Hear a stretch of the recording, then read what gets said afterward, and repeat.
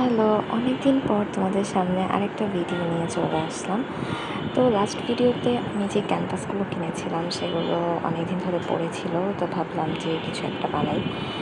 তো আজকে আমি নতুন কিছু একটা ট্রাই করব।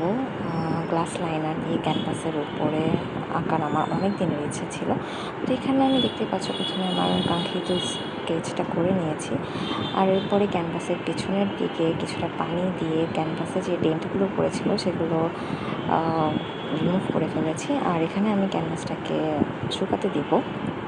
আর এরপরে হচ্ছে এখানে আমি গ্লাস লাইনারটাকে দেখছিলাম, এখানে দুইটা পার্ট আসে, একটা টিউবের মতো আর একটা থাকে এটার মুখাটা। তো এখানে দেখো আমি এই টিউবটাকে ফুটা করতে যেয়ে গিয়ে একটা অকাজ করে ফেলেছি। আমার পুরো টেবিলটা পরে এই কালো লাইনার দিয়ে ভরে গিয়েছিল। যাই হোক, এরপরে হচ্ছে আমি টিউবটা লাইনারের সাথে লাগিয়ে আমি ডিরেক্ট ক্যানভাসের উপর হচ্ছে লাইনার অ্যাপ্লাই করছি। কাজটা দেখতে খুব ইজি মনে হতে পারে, আমিও যখন আগে মানুষের ভিডিও দেখতাম তখন ভাবতাম যে কাজটা হয়তো খুবই সহজ, বাট ট্রাস্ট মি, কাজটা মোটেও অত ইজি না। কখনো কখনো লাইনার অনেক বেশি বের হচ্ছিল, কখনো কম বের হচ্ছিল। তো ভিডিওতে আসলেই আমরা একটা জিনিস ভালো মতো বুঝতে পারি না যে এই যে কাজটার পিছনে কতটা এফোর্ট আসলে দরকার হয়।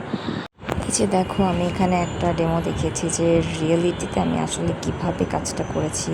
বারবার আমার টিস্যু দিয়ে টিউবের মাথাটা মুছতে হচ্ছিল, বারবার এখান থেকে যে কখনো মোটা হয়ে কখনো চিকন হয়ে বের হয়েছিল। যাই হোক, তবুও আমি আমার ফাইনাল আউটকামের উপরে খুবই স্যাটিসফাইড, কারণ আমি প্রথমবার এই কাজটা ট্রাই করেছিলাম। এর আগে আমি কখনোই কাজটা করিনি। ফাইনাল আউটকাম আমার কাছে খুব ভালোই লেগেছে। আর আমার হাতের অবস্থা এখানে তোমরা দেখতেই পাচ্ছ। বাকি কাজ আমি পার্ট 2-তে দেখাবো।